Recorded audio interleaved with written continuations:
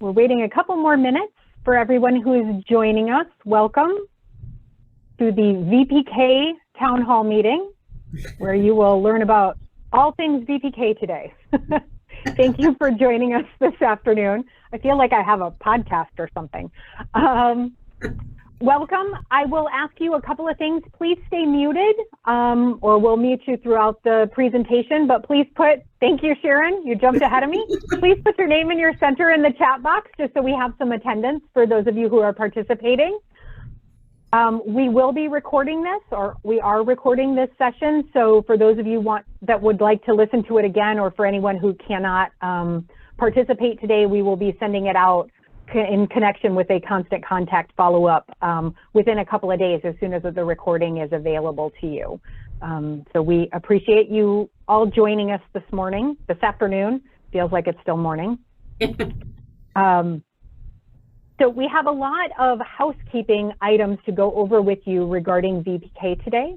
So while you are entering your name and your center into the chat box, also just keep in mind that if you have questions, we will answer questions as we go. Lori and I are going to kind of co-facilitate, and we'll try and jump in. If we have the answers, we will certainly answer you. There are some items that we are still waiting for clarification on from the state. So, but please feel free to ask your questions in the chat box, and we'll try to get to them with as much information as we have available to us at this time. So with that, I'm actually going to tag team over to Lori, and we will get started with all things VPK. All right, thank you, Jennifer. So we have a lot of changes this year with VPK. So we know that there's so much information out there and so much that we don't know. We wanted to hold a VPK Town Hall so that we can hopefully answer your questions and clarify what we do know. So I want to start out with the Vpk application process.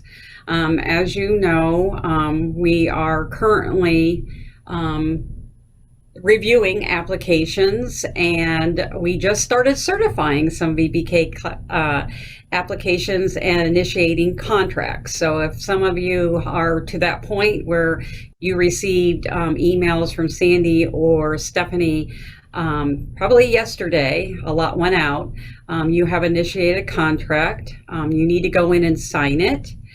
Because it needs to be signed by both you and Jennifer before you have a certified contract. You cannot start your VPK program unless you have both signatures from you and Jennifer. So I just wanted to make that clear. So to move on, hopefully you all know this, who are directors, that the Vbk exemption for directors is no longer accepted. You must have a Vbk endorsement. In order to have that Vbk endorsement, you had to have received or retained your Vbk endorsement. So some directors had been previously endorsed many years ago when it first came out, and you weren't required to take 5 courses that are now required. So if that was the case, your endorsement was taken away from you, essentially. So if you want to know, if you don't already know, whether you are endorsed, you would need to download your DCF transcript today. And if it shows that you're endorsed, then you're fine. If it does not, that means that you have not completed 1 or more of the 5 required courses. And we're here to help you with that. We can certainly tell you what you're missing if that's the case, but that's how you will know whether you have the endorsement or not. Whether that DCF transcript, if you were to download it today, will say endorsed. So we just wanted to clarify that, make sure that everybody knows that, because you can't start a VPK program without an endorsed VPK director. Okay. So the Vpk Supporting Documents, just some reminders, just because these are things that come up often. One is affidavit of good moral character. It needs to be signed and dated using a pen. We can't accept it if it has an electronic signature and date on it. It must be signed and then scanned. Witness signature needs to be someone other than the applicant. Director, it does say directors are supposed to sign as witnesses, but if you're the director, you should have an owner or assistant director sign as the witness. And please make sure that the witness and applicant signature dates are matching, because otherwise we can't accept them. DCF transcript, we need it from all VPK staff this year. We need current, obviously, because we have to know that you're VPK endorsed if you're a director, and all transcripts will tell us whether your lead instructor has met the emergent literacy training requirements. It's also good to know whether your aides or your substitutes, if you had them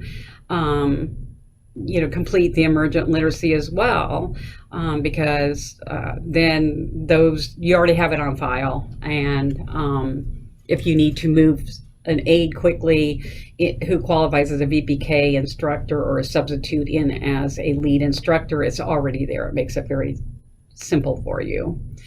And then a reminder, you can now remove any VBK staff who are no longer employed with you because you haven't started your program yet, or who will not be used in the VBK classroom as an instructor or a substitute. Once the school year starts and a teacher starts in a classroom or a director starts as director on that first day of VBK, you have to keep them under the instructor and the director tab until the following year. So just a reminder, you can kind of clean up underneath those tabs now if you need to do so. And it's also good if you're going to be using an instructor in a classroom to put them in the classroom when you create your classroom. Not necessarily, but then when we monitor, that's what we look at, who's in your classroom, who's listed. Okay.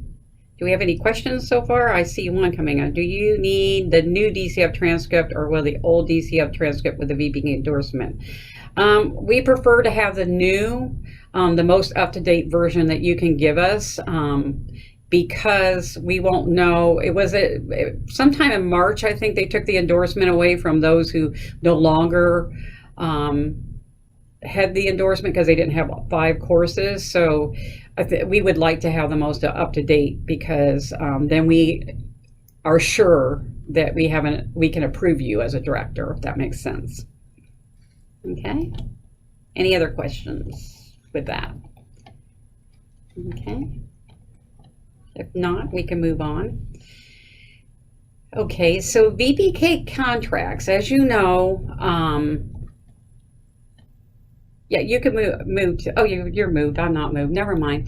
Vpk contracts will be certified even though the lead instructor has not met training requirements. So any of you who might have held back from submitting your Vbk application, go ahead and do so, because we will go ahead and certify even though that lead instructor has not met. What we won't do is verify your classrooms. And if we can't verify your classrooms, many of you know that if your classrooms need to verify because you submitted updates throughout the year, you can't see your attendance, you can't see your enrollment or your roster. Well, the same is true that if you don't have a verified classroom, then you will not be able to enroll children. And if you don't have your children enrolled, then you can't start your VPK program until that happens. So we're keeping track of. Sorry, Lori, I was just going to jump in.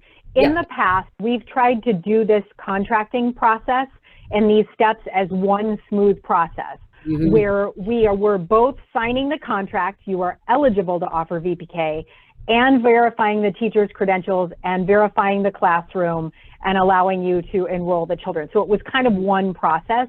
Because of these new requirements, we're breaking it up into steps so that we don't have a workload that rushes at the end of the year or at the beginning of your VPK year, and we don't have time to process what you need us to process. So we're breaking this up into first signing the contracts, then verifying the classrooms, looking at the teacher credentials, and so on. So we just kind of wanted you to understand why we're doing this. Hopefully in the future, we will be able to go back to doing this as one smooth process when the contract is available early enough in the prior year to be able to do this. But because of so many changes, we're changing the process a little bit just so that we can use our resources wisely and hopefully not have backups in our processing time to get things done. Yes, thank you. Thanks, Lori. Sorry. Well, yeah, and I appreciate that because we are frantically trying to do this because, as you know, because of the emergent literacy and the changes, it has kind of put us behind a little bit. So we're really trying really hard to get you all to the point where you can sign your contracts because we don't want to be backed up. And we're keeping track of those that we have not verified your classroom as well. So good news is the majority have met the requirements. So we were able to verify classrooms. So that's good. That's great. That everybody should be really patting yourselves on the back for that. If you have instructors, I know there's a staffing issue across the county and the state, but for those of you that have VPK instructors and directors in place, congratulations for all of you to communicate that information, to have your teachers jump on this, and for us to be able to move forward with this process. Thank you, because that definitely makes our lives easier, and it's going to be easier on your teachers as well. So thank you for taking the time and the initiative to make sure that you were getting all of that done, because we're seeing it on our side now as we're moving forward, that everybody took it seriously and moved quickly. So not every county does what you all do. So thank you for that. We appreciate it. Yeah, we do appreciate it. Our whole team does. So thank you on my part as well. So just some start date, what to know. You must have a VPK instructor on site who has been approved by the coalition on your first day of VPK. Otherwise, you are not, you cannot start. You'll have to change your calendar. You also have to have a VBK endorsed director who is on site a minimum of 51% of the hours, of your center hours. So, again, a director must be present. If you lose your director prior to the start date, or director leaves, or a VPK instructor, you lose that instructor who we approved prior to your start date, you will not be able to start and will have to redo your calendar unless you have hired and have an approved VPK instructor. If you do, you need to make sure you go in prior to your start date and make that up to the VPK application, because oftentimes what happens is if you don't do that, and we've had this happen, when we come out to monitor, we find a new director that we don't have in the system. You haven't entered them into EFS mod, into the application, and we haven't approved that instructor, and you run the risk that that instructor was not qualified and we couldn't approve them, and now you've done how many days of VPK and you have to restart your program because you did not have that qualified VPK instructor on the first day. And it makes it very difficult for all parties, to the center, for us, when that happens. So it's really important, especially this year with so many changes going on, that you make those changes prior to your start date to ensure that we have made those approved and that you are starting with that VPK endorsed director as well as that VPK instructor that we have approved as being qualified. Very important. Your VPK classroom must be verified for the classroom to start. And you need to have a certified VPK contract signed by both the VPK provider and coalition representatives, which is Jennifer.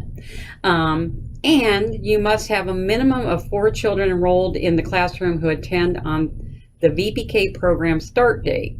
You might have 4 children enrolled, but on your first day, only 3 show up, and then 1 week goes by and 3 children are still only there, and then you find out that that fourth child's not coming, you will have to change your calendar. So it's really important that if you know you only have 4 children enrolled, that 3 are there on the first day.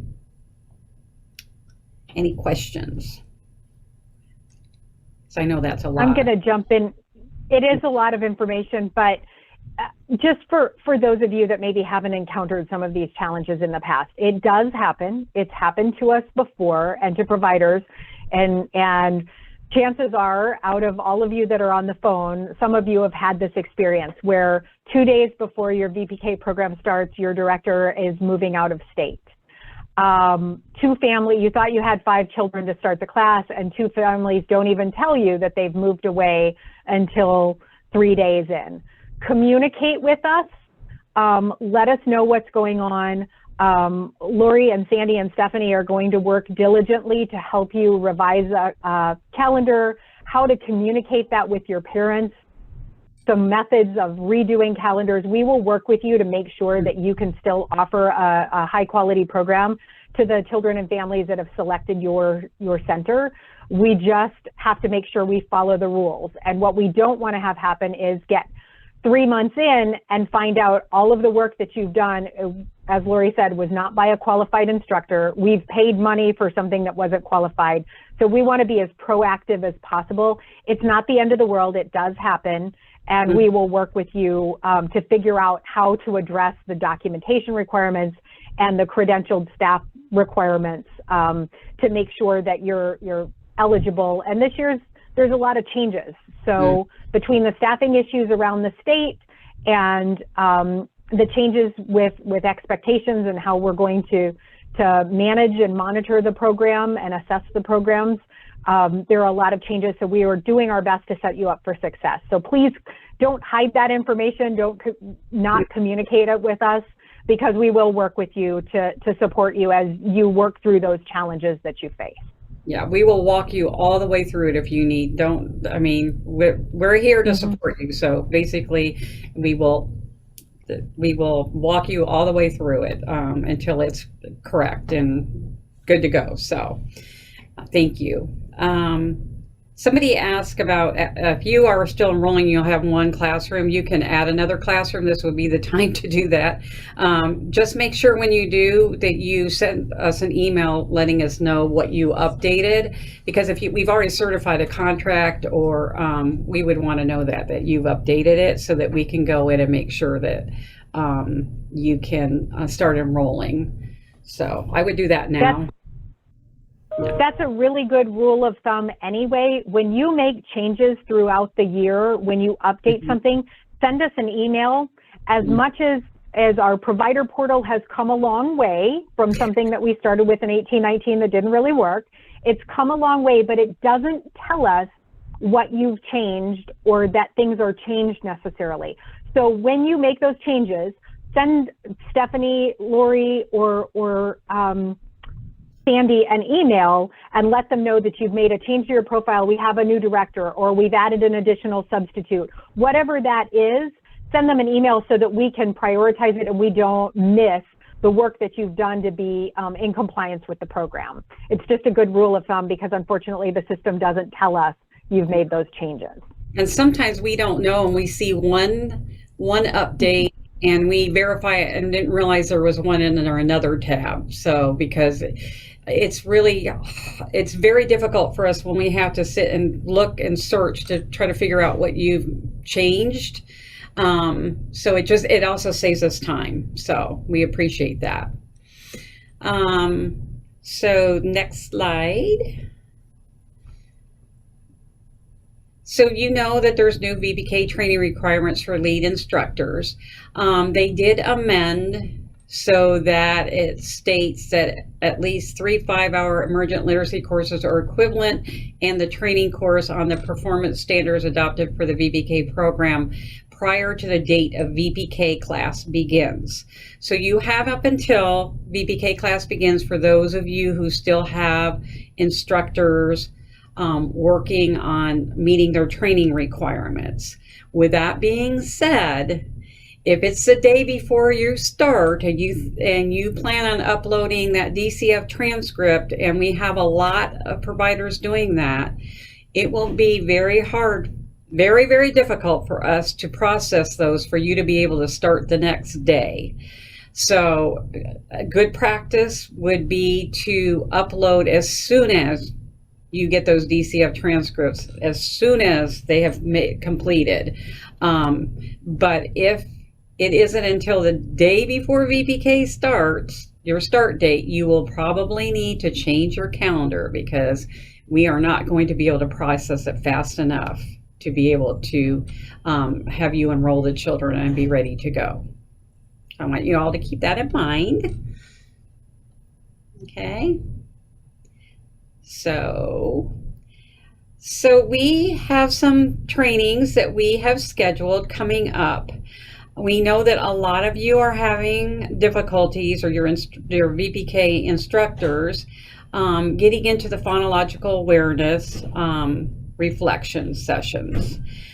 We have scheduled one for Seminole only providers, and that is on 7/27/22 from 7 to 8 p.m. The VR, which is the Virtual Reflection Phonological Awareness Reference, is 10240. You just have to go in as if you're going on to a DOE course and put that reference number in for Seminole, and it should come up for you. We did have a provider share with us today that they opened up a whole new reflection with a reference number. So we have that information. If anyone needs it, just email Stephanie or Sandy, and they can get you that reference number as well. So we have two opportunities, but one is for only Seminole providers, which is up on the screen right now. The second training is going to be held on August 3rd, which is Building Stronger Foundations for Emergent Literacy. It does count towards the 15 hours. It is the newer course. It will be in person here on August 3rd from 3 to 6, and that's just component 1. The virtual reflection session will be on Zoom, via Zoom, on 8/29/22 from 6 to 7 p.m. We scheduled this. Anna Gonzalez, our Bpk regional facilitator, will be facilitating this training. We had her schedule this in the event that maybe if you lost an instructor and you need you have a new instructor, that you have that option to send them. Keep in mind that sometimes you have an instructor the first week and then they leave. It happens all the time.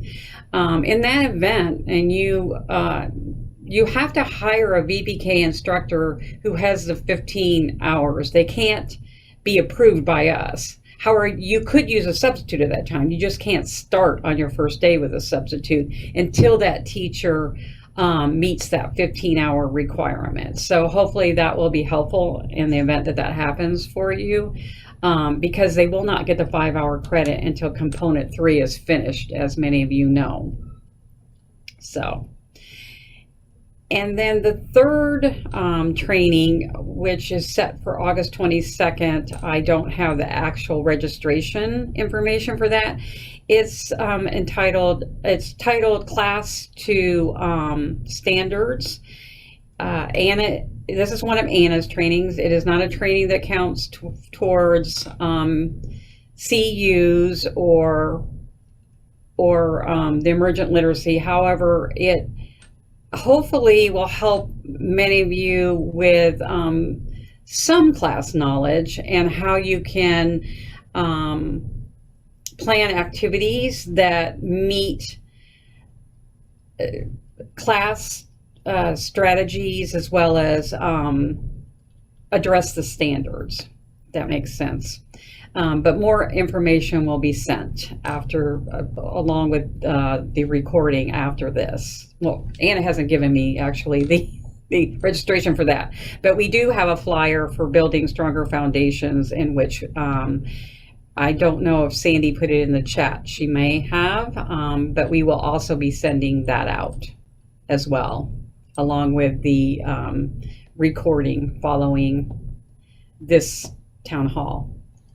So, any questions? Lori, I noticed there was a question. Training is only for lead VPK instructors, correct? Supports are not required to take the literacy requirement.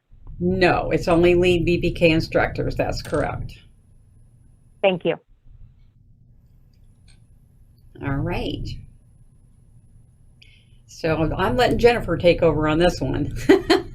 she is anyways. Perhaps I should unmute. This is just a slide to show you historically where our funding has been for VPK.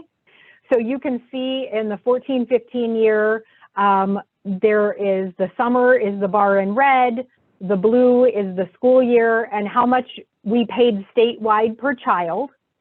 You can see that from 2014 until 2021, it was the same dollar amount. There was a little bit of an increase in 21, 22, and then you see this huge increase for 22, 23. So with all of the new expectations on accountability measures, the program assessment and the child assessment, the legislators and the governor has approved the budget to pay more for the services that you're offering, which you all know that we have been working on this for a long, long time to make sure that you're getting paid for quality services that you're offering. So BSA on this slide, just so that you understand, is called the base student allocation. That is how much they've said in general providers will get.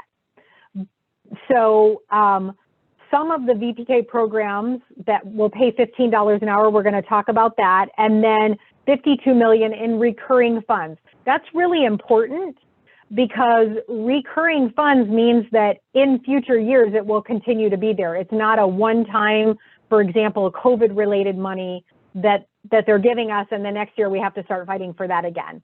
So having recurring funds is a huge deal, and I wanted you all to kind of see this from the state level, what it looks like, and what Division of Early Learning is sharing with legislators and stakeholders in the community. But what you want to know is what it means for Seminole County. So we'll go to the next slide. And this is where it's telling us exactly what a provider in Seminole County will receive. So you can look at it one of two ways, that for a school year, 540 hours, we will pay $2,382 per child, which turns into $794 per hour of VPK for those 540 hours, excuse me. Or for the summer program, it's $2,791.80 per child, to be specific, $517 per hour. What that turns into is about $317 per child. And we were waiting for more details on that $15 an hour piece because, of course, the governor's been supportive of contractors to the state of Florida and state employees moving us to what has passed as a constitutional amendment in Florida, that we are moving towards a $15 an hour minimum wage over time. What the governor did in the legislature is to say, for those that are jumping ahead and going right to $15 an hour, and we all know that you all are competing for staff with industries that are already paying $15 an hour. So to make you competitive, they are adding an option for you to opt in to paying your VPK personnel $15 an hour, and you will get an additional increase per child. Now, there are a lot of details here that we do not know about. For example, define VPK personnel. And I have asked these questions, so we know the state is looking into it. Are VPK personnel the director, the lead teacher, and the assistant teacher? Or is it simply the lead teacher? We do not know yet what that looks like. What we do know is they have a big old bucket of money to try and encourage this. So as we get more information, we will send that out to you. What we do know is that that additional information that they've shared is, we'll talk about the dollar amount in a second. they're going to have basically a grant opportunity. So you will check a box and you'll check a box and you will be able to opt into the $15 an hour minimum wage, and then they will give you an allocation. Okay. All right, so let me go back to, I have a form right in front of me because I'm seeing the issues. So I have the chart that the state has given us for our rates. So the summer rate is 7.94. Okay, so there is a base student allocation. Here's where the base student allocation is multiplied by the district cost differential. So we don't get that base student allocation in Seminole County.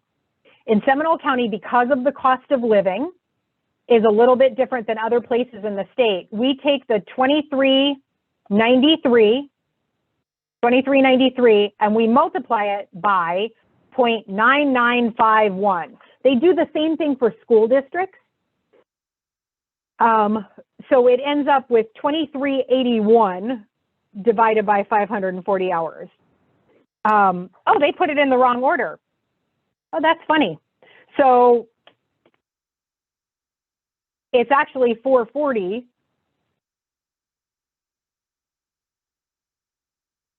plus the additional information. So some of these rates, their final rates are 794 or 2382. That's what they've given us. So I understand that you're saying the math doesn't make sense. It's part of it is the district cost differential, but we will validate this with them. I actually am holding the memo from the state, the final VPK rate.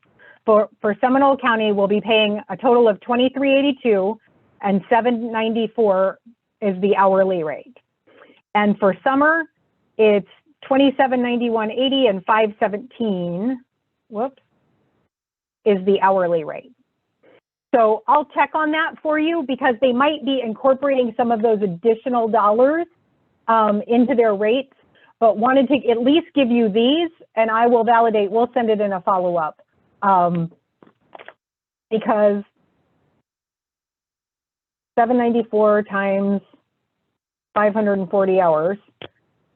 So they're incorporating some of that additional money is what it looks like. The $15 an hour component. So they wanted us to share these numbers with you so that you could start to look at things. But I will validate it because this is what just came in from the state for us.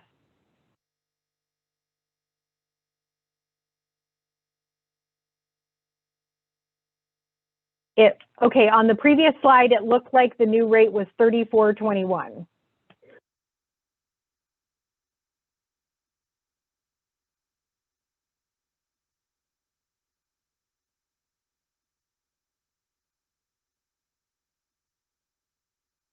Yep, so we've got, so it looks like somehow they have changed things. So let me go back to them because $34.21 was with all of the extra money. So that's the $15 an hour and it's the $29.21.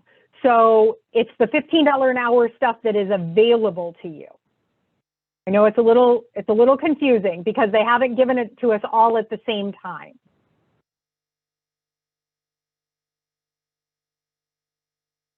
And there's still a district cost differential.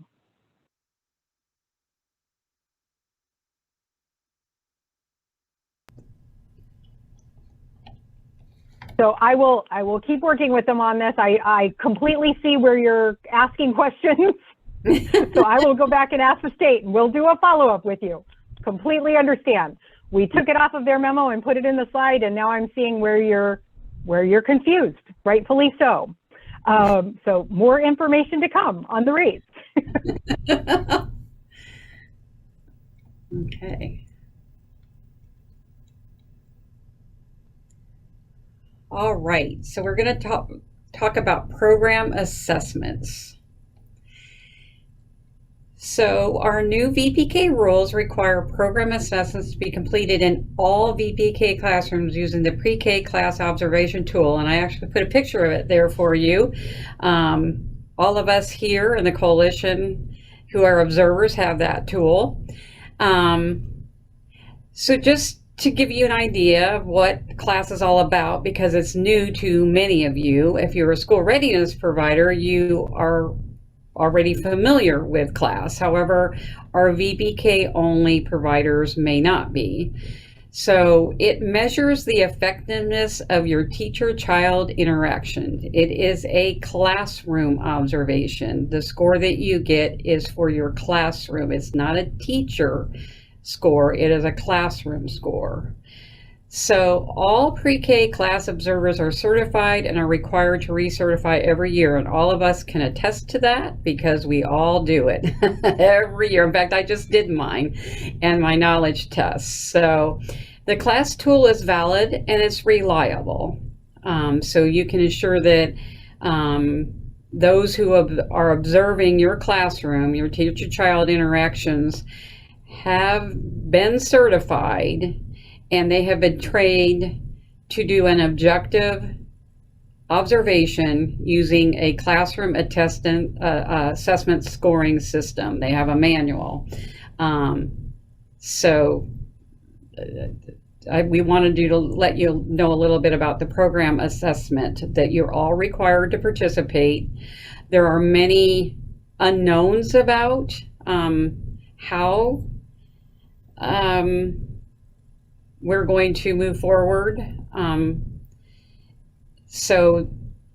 I want to let you a little know of what to expect with your class observation. Most class observation takes place, well, they all take place in the classroom, and it lasts approximately 2 hours. The observation consists of 4 20-minute observation cycles. So what happens is the observer comes in, she observes it and writes down notes on what she is both seeing and hearing with regards to the teacher-child interactions. And she will do that for 20 minutes, she or he, it could be he. And then after 20 minutes, they stop to score for 10 minutes. And then they resume another 20-minute observation cycle.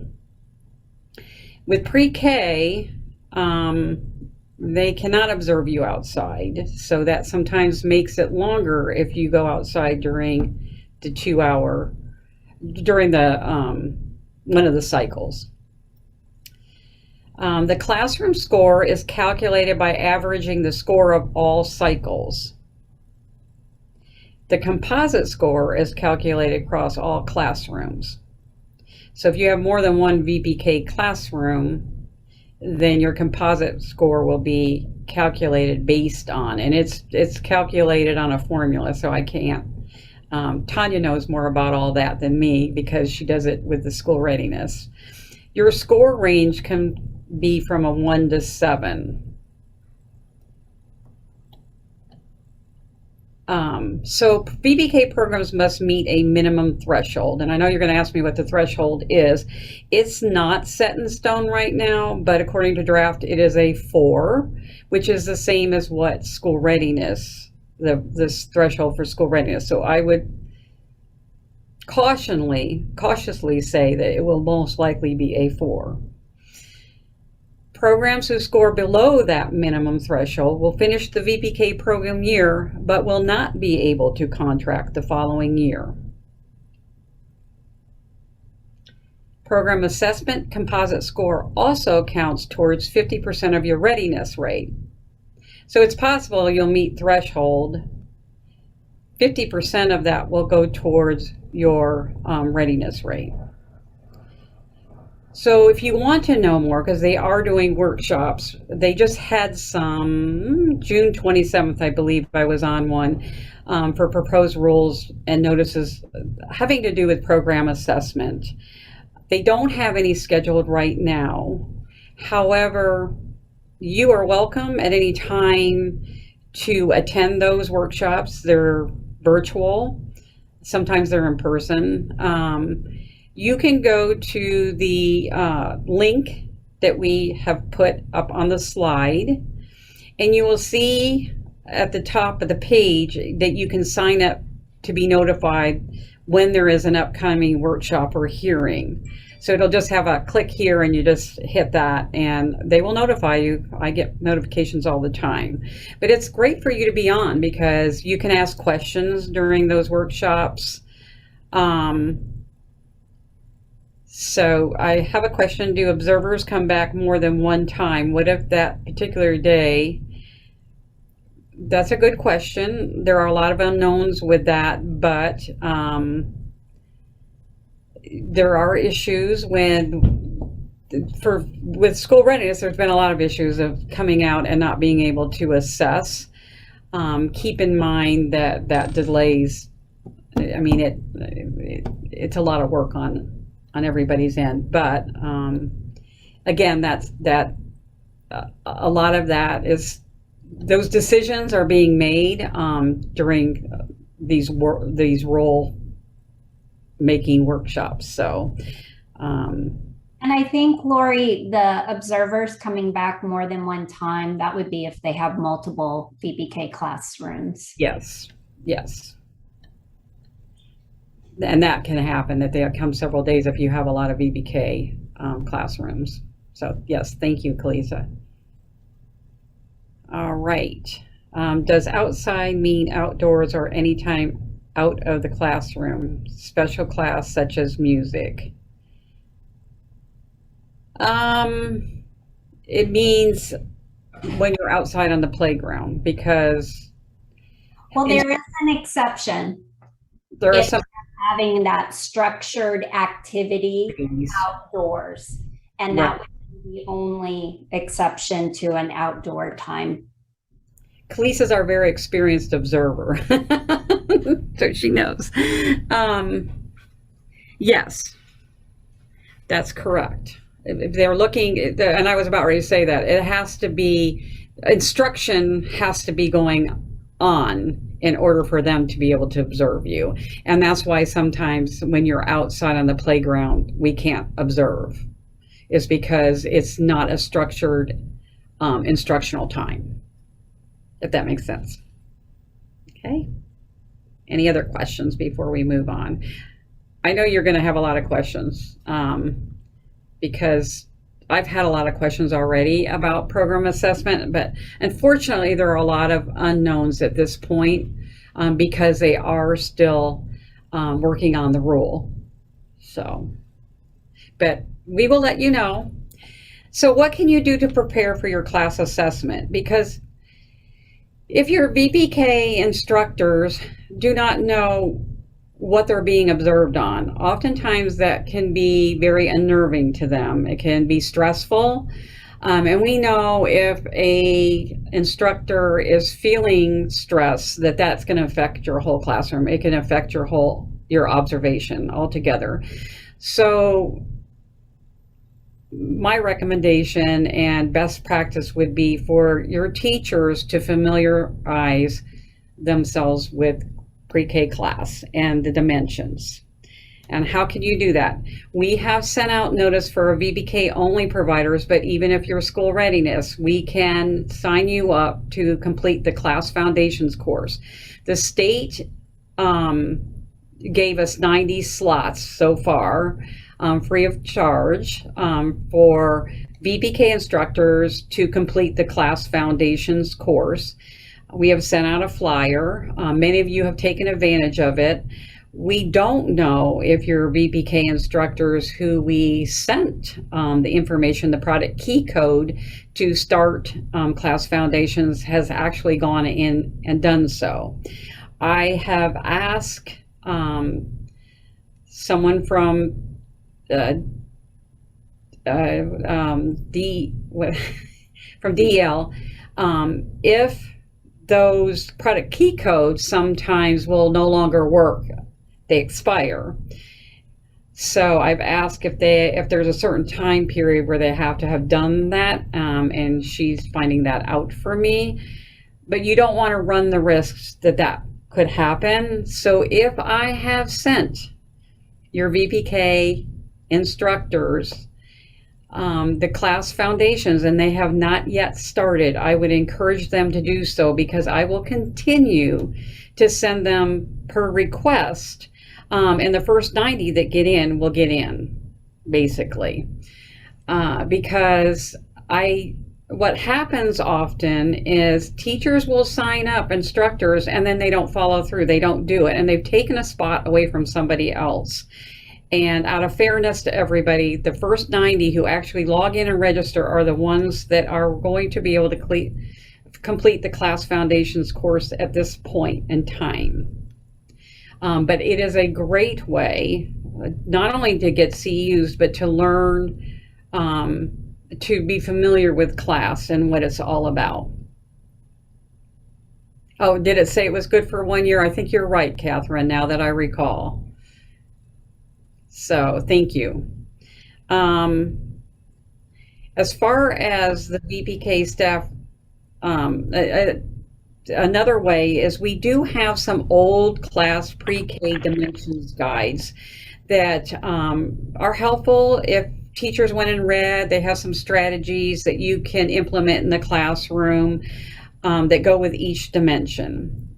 With that being said, they're old, they have revised them a little bit, but the information, the dimensions haven't changed. They're still defined the same way. So if you would like your teachers to have that, if you will email me, lbutler@seminolearlylearning.org, we will make sure that you get dimensions guides, because they're just sitting around here and it'd be great for you to get use out of them. The third way, at this point in time, our school readiness, if you're both a school readiness and VPK provider and you want access to my Teachstone, we can give you access. I think we still have some availability for that. At this point in time, we're waiting for the state to give us access for VPK only providers for my Teachstone, because it does cost per subscription. So, but that's another way, if you're a school readiness and VPK provider, to learn more about, because there's a lot of resources in my Teachstone, some mini courses to learn about each dimension within the class tool, pre-K class tool. Finally, the last way, we will be offering some cohorts for the group coaching, MMCI, which is called Making the Most of Classroom Interactions. This course is 24 hours of your instructor's time. They will be attending 2-hour sessions, either 12 weeks, or if we do them on Saturdays, it would be 6 Saturdays for 4 hours. We have not set that schedule, but we can only have up to 20 students in that course. The issue has been that we have instructors sign up and then don't show up, and then they've taken the spot away from somebody else. Or they show up twice, and then we started out with 20 and now we're down to 9. So we are only going to open that up for those who want to complete it. They have to understand, they have to be there and attend all 24. So the CEUs are issued, but MMCI class is through Teachstone, and so they have to register on that site, and they actually get their, once they completed, however many hours they end up completing, that's what their certificate will say, and that's how many CEUs they will get. But you're not going to get the benefit of of class or MMCI if you don't attend all 12 sessions, basically. So it's not recommended that you come and just show up for 1 or 2 or 3. It's not going to help you, your instructors. So it's same with both. I just want to, with Klaus Foundations course as well. If your teachers need to be serious and they need to get on and complete it, because it's not fair to the others who may want to and they get shut out and aren't able to take it because that spot was taken by somebody who didn't follow through with it. And I just want to stress that because it's been happening a lot. If you have already gone in, you filled out a Google Doc, and I'm up to date. I have sent out the product key code to all of your instructors that you requested in the Google Doc. Please check back with them and get them to at least register and start. Yes, they have time to do it, but keep in mind that once your program starts on August 10th, August 17th, whenever you start,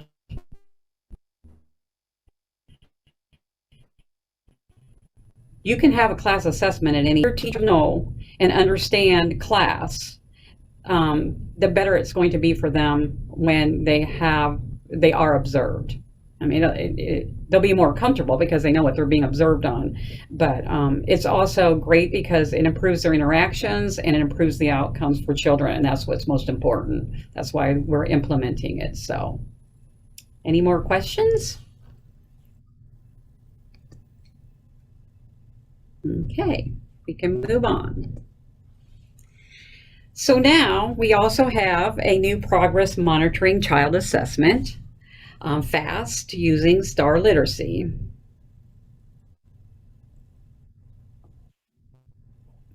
I would hope so, Jamie, as far as the composite score. Yes, it will be set. They will have to have it set for us to come out, I'm sure.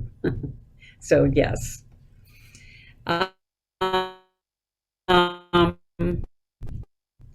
So FAST, Florida Assessment of Student Thinking. Hopefully you all know now that this is the new child progress monitoring tool replacing the VPK assessment starting this 22-23 program year. There will be no more bright beginnings. What will happen is when you enroll your children in the portal in EFS Mod, that will populate your children into Renaissance, which oversees STAR literacy. They will be there when you go in to assess them. In order to be able to assess them, you will be provided 2 tablets per VPK classroom, cases and headphones. Apparently, they've had a delay in getting those to you. Once you get them, each VPK provider must sign an acknowledgement of receipt of equipment. We will be sending that out to you for you to do so. And as you know, and hopefully you know, there are training requirements for both VPK instructors and VPK directors. There will be 3 Margaret, you're asking questions that I think you're going to learn if you've taken. I think those questions will be answered for you when you are actually in the training. I have to go through that training. Until I go through it, there are going to be questions I'm not going to be able to answer. I wish I could, but I can't. But because you're required, they will give you all that instruction. So there are 3 progress monitoring periods. Progress monitoring 1, 2, and 3 right now. They are in the process of rulemaking as far as the rules around those monitoring periods.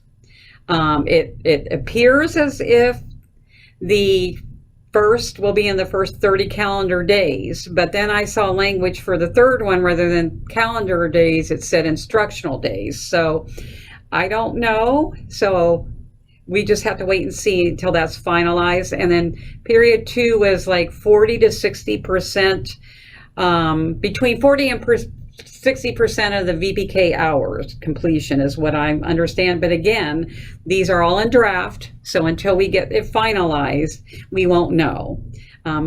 They may know once we get into the trainings. I'm not certain. Please keep in mind that the progress monitoring will be counting towards 50% of your readiness. The other 50% would be your class assessment score. The 50% from progress monitoring has to do with children's learning gains over the years, the VPK year. Okay, so I think I saw a question come up real quick. Okay, so I'm not seeing it. I'm trying to look. I can read it, Lori.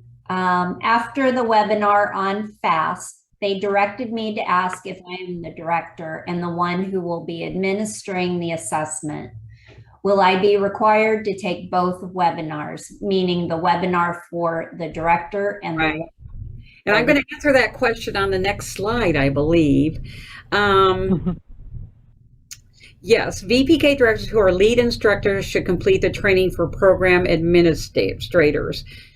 Because you're fine. You didn't put it on the next slide, did you? So VPK directors, if you take the VPK directors, there's more information in that particular training. And that is why that if you're both the lead instructor and the VPK director, you need to take the director, because then you get all the same information that you would in the lead instructor training, but you get additional for VPK directors, if that answers your questions. So we've gotten a lot of questions, and we finally got the answer to that.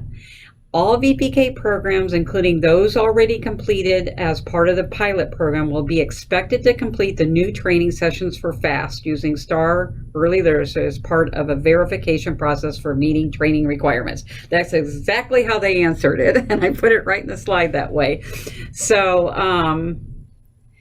I know that there are about 4 different VPK programs that had asked any one of us about whether they would need to take the training and if they were part of that pilot program, and the answer is yes. The training materials is new information based on statutory and rule requirements, so this is why you need to. But if participants are familiar with the Renaissance system, that portion of the training will be familiar with new features and requirements as their system has frequent updates. So you need to be updated. And then anyone who will be administering the assessment to students should complete the training, because my understanding is that, well, I have heard that those who are administering must be trained. We come out to do a monitor, we will need to see that the person who administered the STAR literacy or FAST was actually trained. You will have a certificate. That's really important. So if they are a classroom teacher, they should complete the teacher's training session so they can interpret data for the database decision-making for instructional practices. So those are the answers that we got. What we believe is going to be added to the DCF transcript, because they are asking for your DCF registration number as well as your provider IDs. If you need help with that, you can contact us. But I know they're asking for that.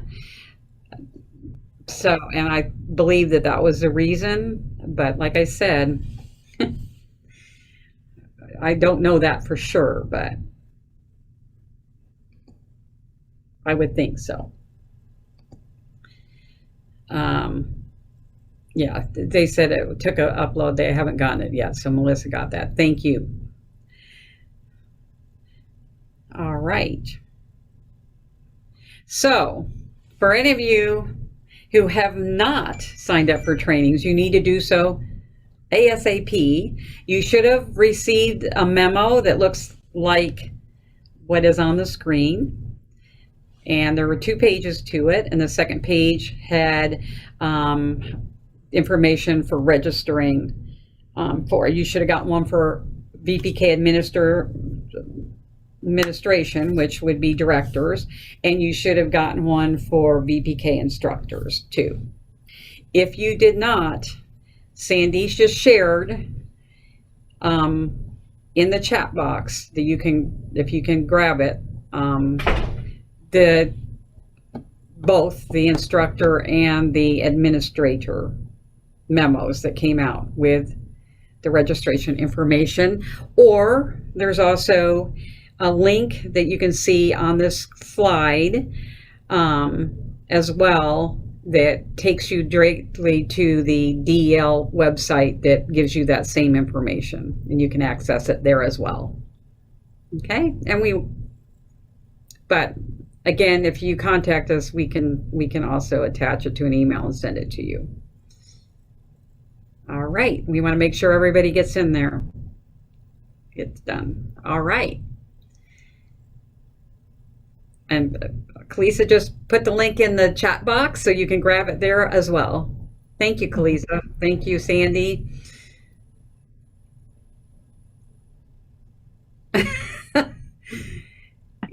Okay, so everybody's feeling a little overwhelmed. I apologize, everybody. My computer booted me out, but I've joined you again. I do have some math to share with you before we leave. But there is a lot of new information. There are a lot of new requirements. We can only release this as the state gives us the details. So we wanted to have a meeting to go over this specifically for this information. We're recording it so you can listen to it again later. And some of these communications are coming directly from the state to you all. So the memo that Lori just showed you about the FAST STAR literacy training, that came directly from the state Department of Ed and Division of Early Learning to VPK providers. We got copied on it kind of after the fact. So we're trying to make sure that you've seen things. If you haven't, reach out to us. We will be sending out a follow-up email, as Lori's mentioned earlier, with some of these links, these flyers, and this recording from today, so that you can listen to it again. And it is a lot. Trust us, it's a lot for us as well, because it turns from a bill of all of these lines of information into what we have to do on any given day. So we're with you on the confusion. We are doing our best to try and make sure everybody's prepared and want you to be able to reflect the high quality services that you're offering in these assessments. So all of the things that we're offering are things to help you move forward. Some are required and some are not. So the program assessment information for the class, that is not required, but we highly recommend it. We don't want anybody to lose a teacher or not be able to continue to offer the program because you weren't prepared or didn't know what the assessment was. In order to assess the children, you are required to be trained. So we're trying to share all of these little pieces to make sure that it's accurate. And that's why we're kind of following up to make sure that you have this information. So we're with you on the fact that it's overwhelming and a little scary, but we're going to work with you to get through this process.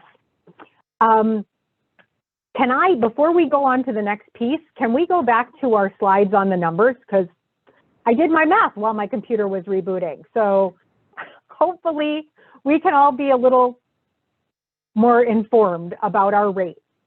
So let's go to the red and blue chart right there. Okay, so on this chart, we're going to look at the blue bar all the way to the right. And at the top with the gold star, it says 3421. That is when you include the base student allocation plus the $15 an hour if you opt into that. But the base student allocation without that, over on the right-hand side, is $2,803 per student. So let's just talk, not the $15 an hour, but just the BSA for a second. I mentioned the district cost differential because according to the state and some economists and folks that know more than I do about the economy, they have decided that it is cheaper to do business in Seminole County than perhaps another county in the state. So our district cost differential, we take that $2,803 and multiply it times 0.9951. So we're just a little bit lower than the average in the state. the 1.0. What that turns into is our base student allocation in Seminole County is $2,791.80. If you divide that by 540 hours, you get $5.17 an hour. That is without the $15 an hour extra stipend. So I made the math work. Does that make sense? Thumbs up. I want to make sure that it makes sense to everybody because it's a little complex and I get it. My head started spinning as well. So I appreciate your patience and I really appreciate you asking questions. If it doesn't make sense, ask me because that means I need to get my stuff together and make sure that I can explain it properly. Okay. Somebody got lost. Let's try it again. On this blue slide, on this blue and red slide, there's a gold star and the bar on the far right-hand side shows $3,421 per student. That would be a combination of the base student allocation, plus if you opt in for paying your teachers or your instructors, whatever that's defined to be, at $15 an hour. But in Seminole County, that's the average across the state. In Seminole County, the $2,803 that's down next to the silver star, kind of at the middle of the bar on the right-hand side, I'm pointing to it. I know you all can't see me pointing to my screen, but thank you. Somebody with a cursor is showing that $2,803 is our base student allocation. It's what we would pay this year if you don't opt into the $15 an hour extra grant money, essentially. Because it costs less money to work in Seminole County and live in Seminole County, according to economists, we are going to multiply that average $2,803 times 0.9951. That's what we call our district cost differential.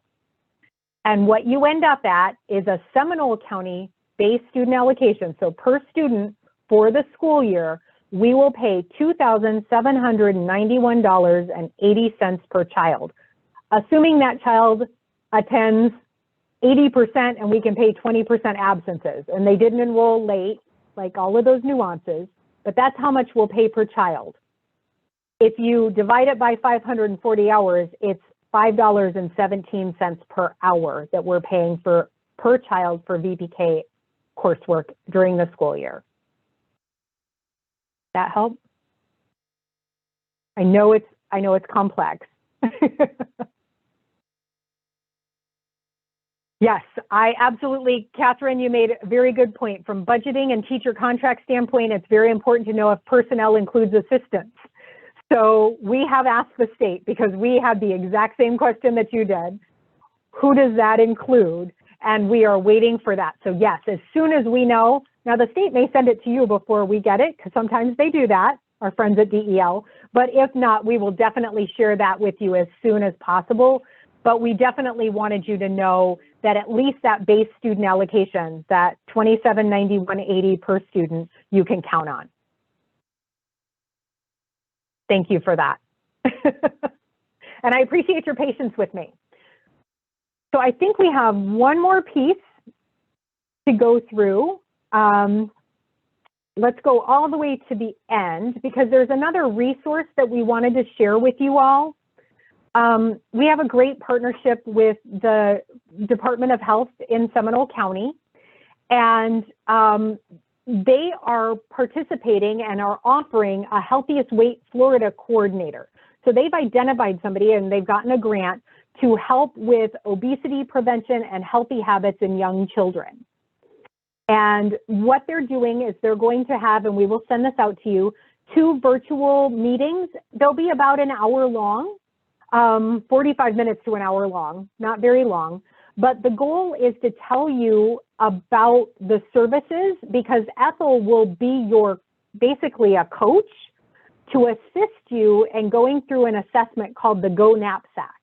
And what this does is it helps you assess your practices in your school to see if you can improve health outcomes for children.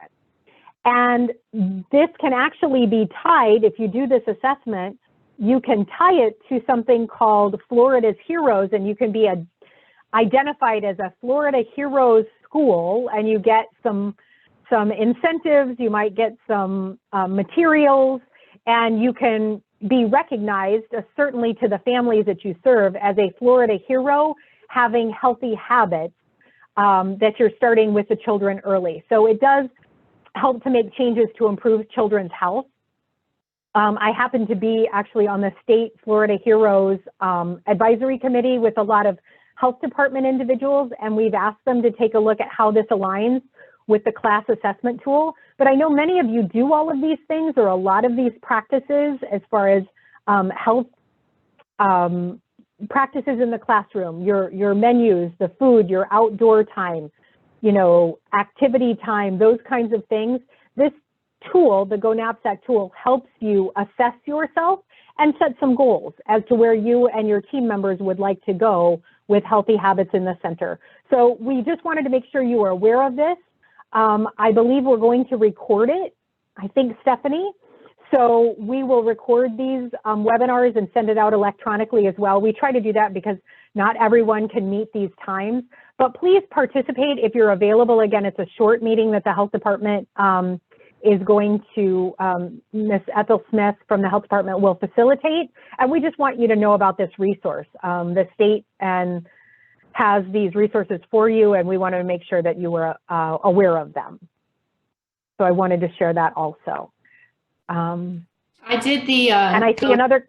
I did the Go Knapsack in New Jersey and the pilot program, and it's a fantastic program. And some of the stuff you're already doing in the classroom. So it's either having, you know, water stations available for kids. It's doing family style dining, sitting with your kids, which also kind of ties into a little bit of the class stuff, like having that engaging conversation. So if you have the opportunity to participate, it's really a valuable, program, you know, to be involved in. Thanks, Sherry. I appreciate that. I did see another question about, is the $15 an hour for assistance too? We do not know the definition of VPK personnel yet, but we will find out and share it with you as soon as we know. I know that is a big issue for us. Any other questions?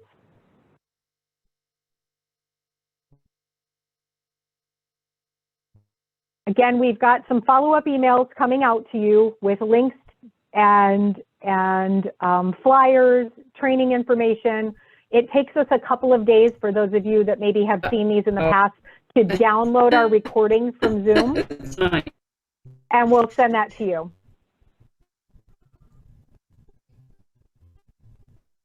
I got kicked out again.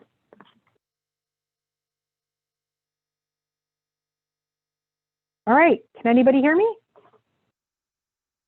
We can hear you, Jennifer. You're just frozen. Well, thank you, everybody. You can't see me. I got shut down again, but thank you. Have a wonderful afternoon. And Lori, if you want to follow up with anything, I apologize for disappearing again. I think we might have lost Lori too.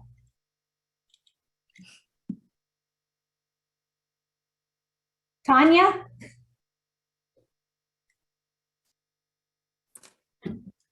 I think we lost her too. Oh. Thank you guys for coming. We really appreciate it.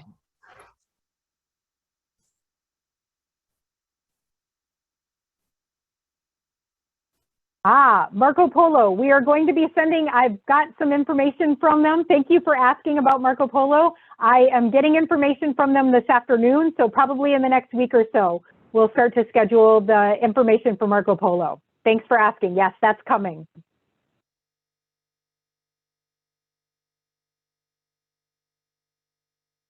Anything else?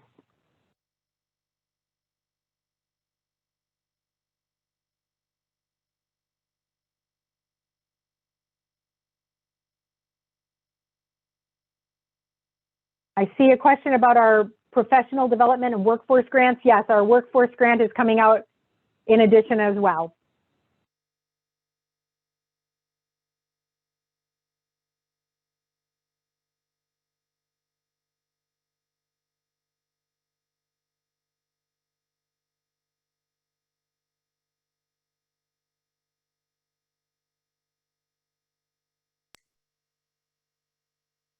There's one more on there, Jennifer, about stipends for teachers who take training.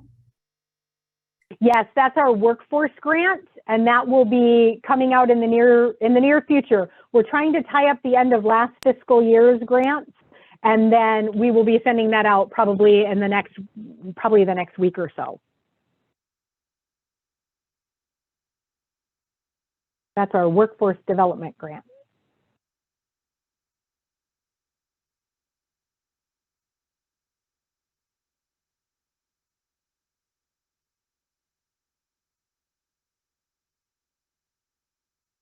Right, anything else? Okay.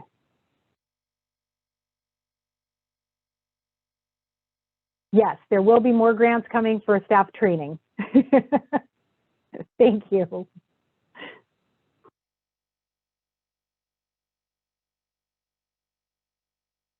And feel free to reach out to us if you have additional questions. We're here to help.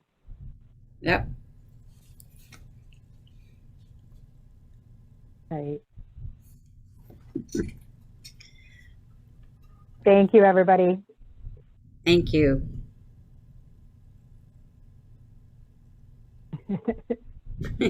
Thanks.